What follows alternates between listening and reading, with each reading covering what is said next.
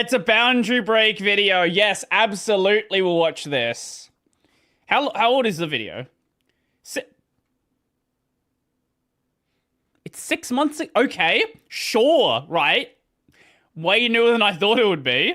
So we're straight up going to be looking at Hollow Knight out of bounds, like looking at all the layers and all that stuff and what we can find. First thing I wanted to show you, though, was that I had no idea. You know what? Just off the outset, I had no idea how the scenes were handled together.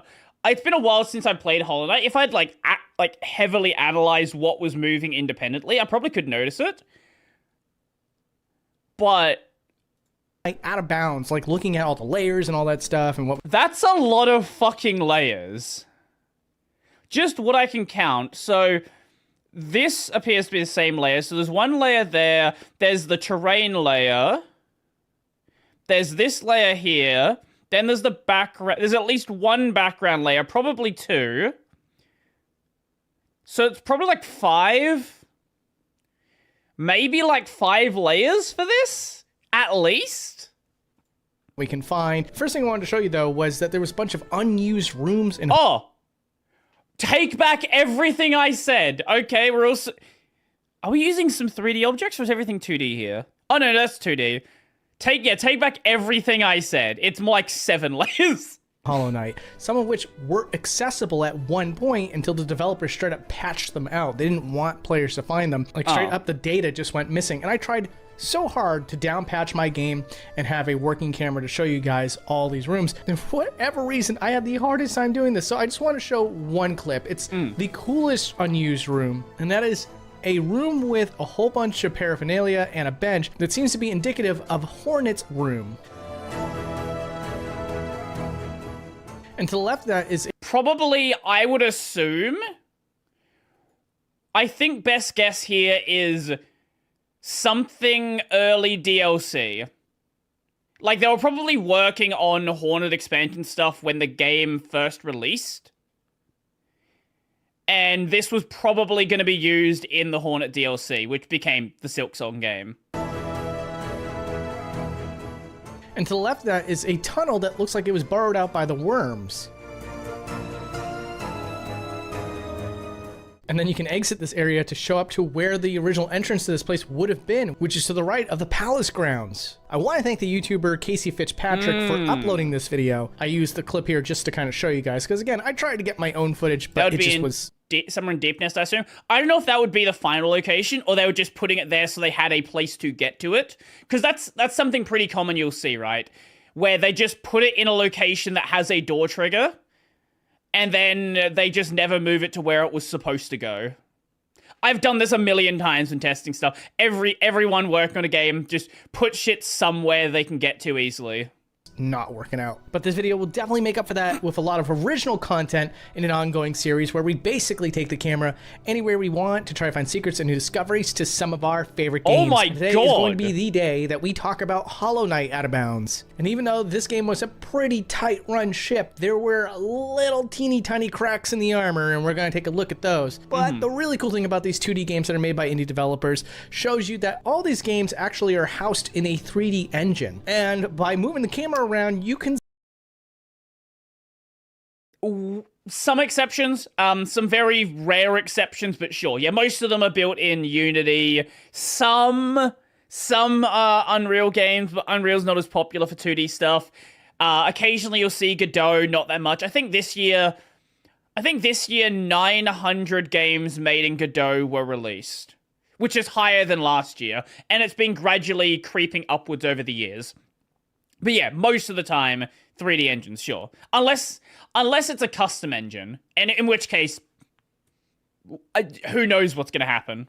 See the depth of all these layers that are used to make these 2D environments come alive. And also by stacking everything like this, you can do some parallax scrolling. There are foreground elements, there are background elements, and then there is something that's really cool about Hollow Knight specifically. It uses a parallax texture and just throws that into the background. Now, what is a parallax texture? It's literally a texture that is programmed to have a single image and move in conjunction with the player. So this particular image is coded to constantly manipulate based off of where you're looking at it. Oh.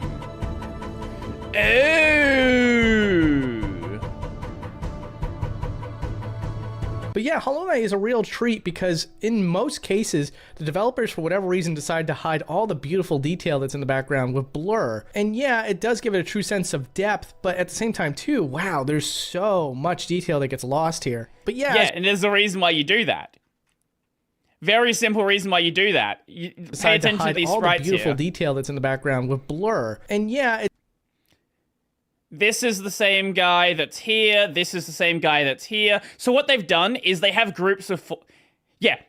What they've done is they have these groups of four and have then just copied and pasted groups of four, sometimes removing them or removing one of them and making it slightly different. But you can hide a lot of additional work by just blurring it and not being able to see that detail. it does give it a true sense of depth. Like, right here. This group's here. This group's here. This is a slightly modified group. Group here as well. Depth, but at the same time too, wow, Very there's simple way to so much add detail that gets and hide lost it. here. But yeah, as you're seeing in these examples, if you disabled the blur effect, there is everything that you can see in crystal clear HD. And also, Well, to enough some of reiterate it's here, HD. it was really hard to get good footage of Hollow Knight because there's also this giant effect here. What is this? It's a giant black plane that looks like the shape of an H. Not only that, but there's a vignette effect that causes everything around the night to get really dark, and at a certain point,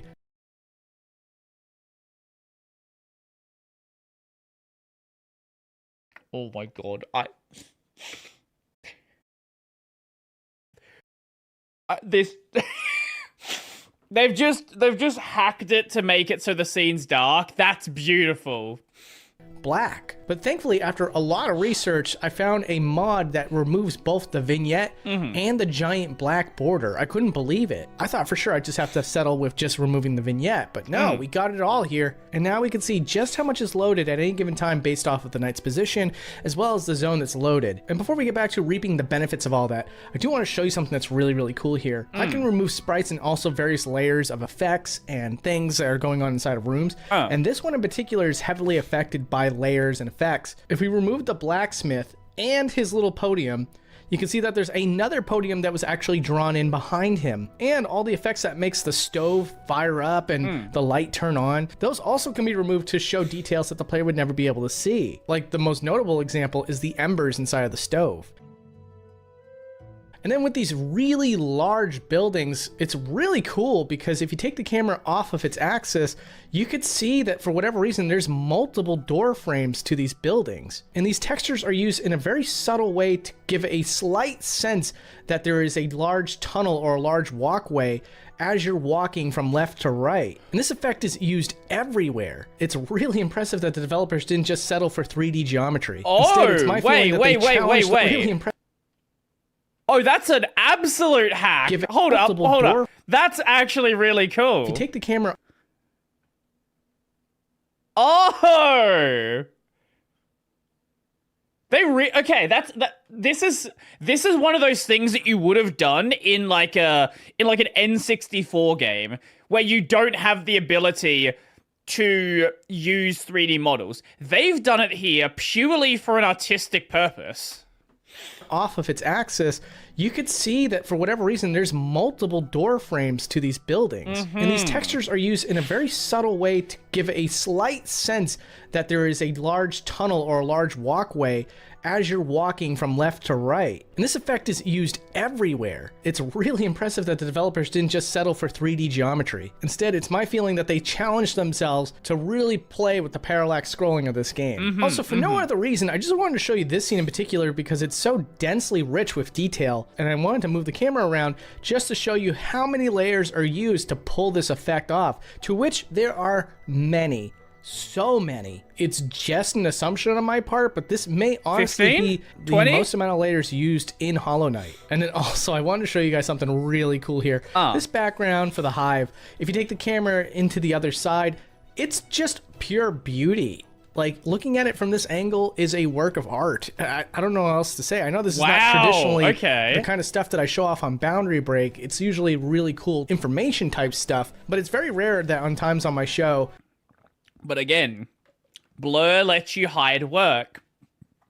All of these pillars, copied and pasted. All of these bees, copied and pasted. All of these 1, 2, 3, 4, 5, 6. All of these hexagons, copied and pasted. But blur lets you hide so much stuff, and it gives you a nice effect. But it also lets you not have to do shitloads more work. But if I take the camera out of bounds, it ends up looking more gorgeous or has some sort of surreal art to it that's actually worth showing my audience. And then this one's really, really weird. So this one merchant alone, What? if you take the camera out of bounds, you can see text that's in Chinese. What does the text say? Well, it's actually a translation of something that she says in English in one of the menus. And that one's for the shaman stone. And it reads, "Are you a spellcaster, you little scoundrel? Ho ho, only teasing. If you..."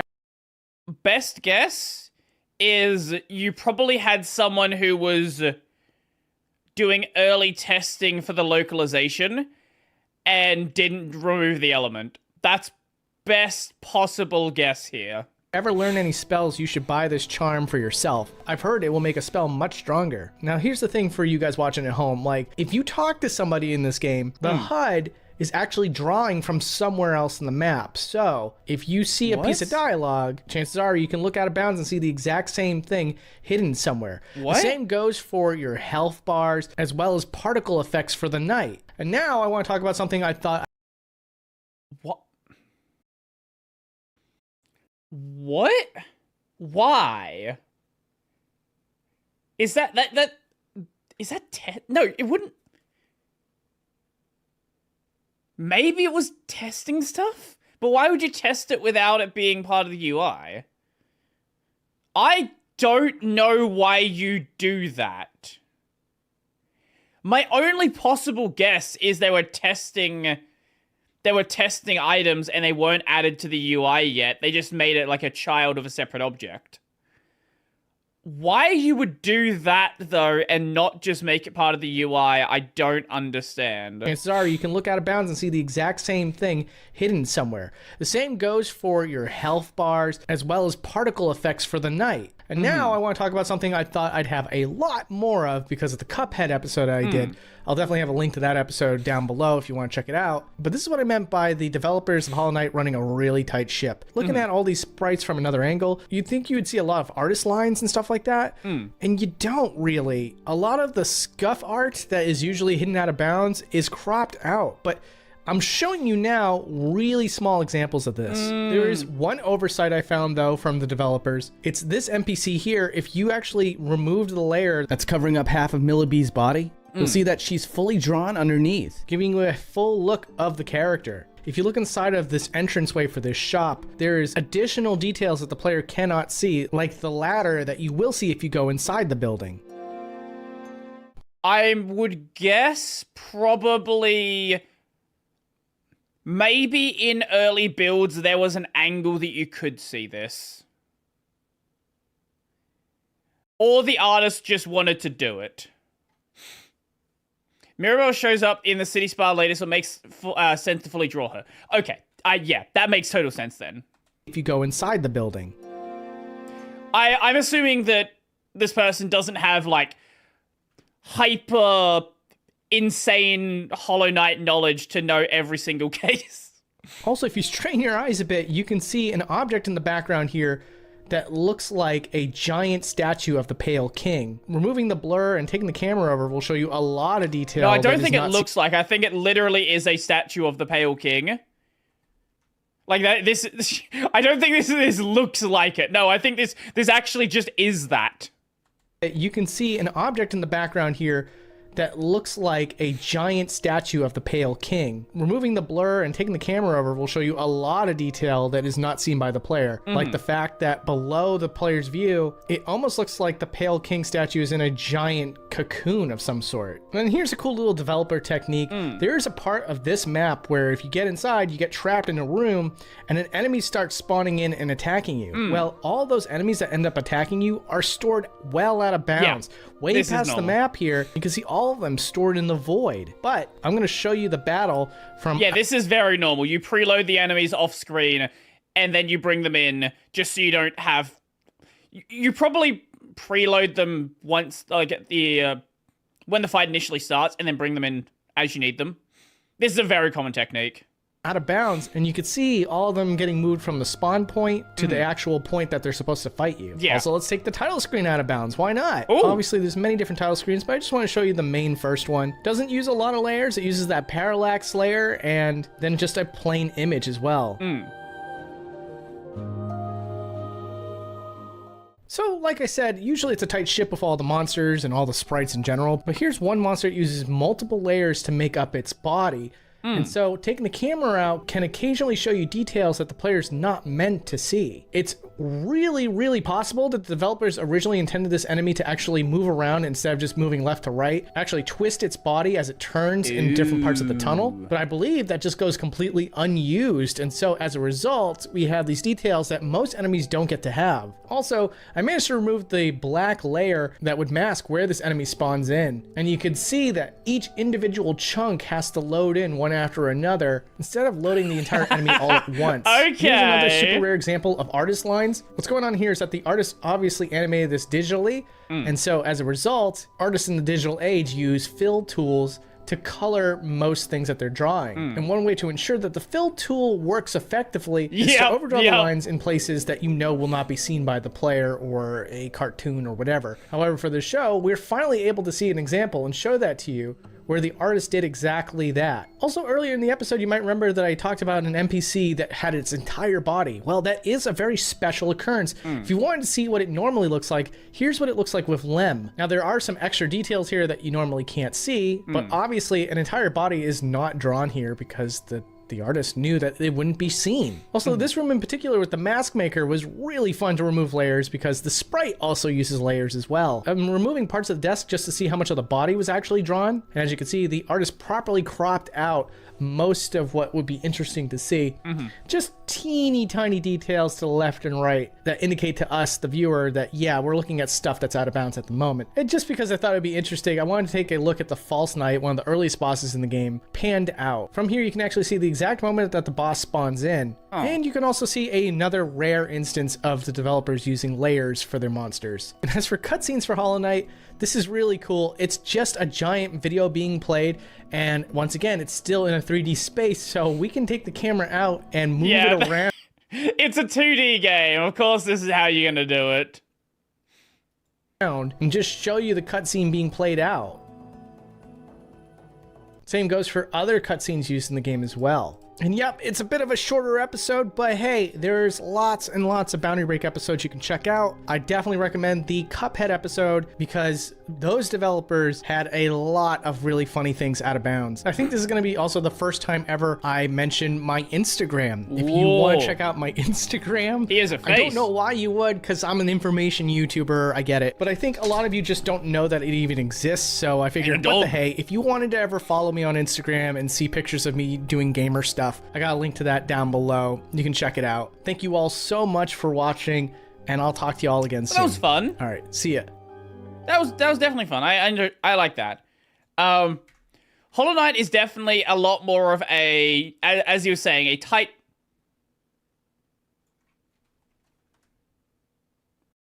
Why did that error out? A tight ship than a lot of other games. A lot of like. Prime example, like Skyrim, for example. Do you know how vendors in Skyrim work?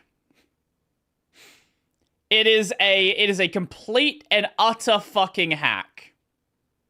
Vendors in Skyrim, every single one of them is a shortcut to a chest. The NPC doesn't really do anything, just added there for lore/flavor. Which NPC is that?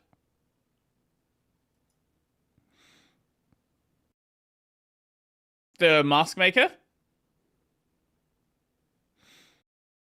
I'm assuming that's who you're talking about.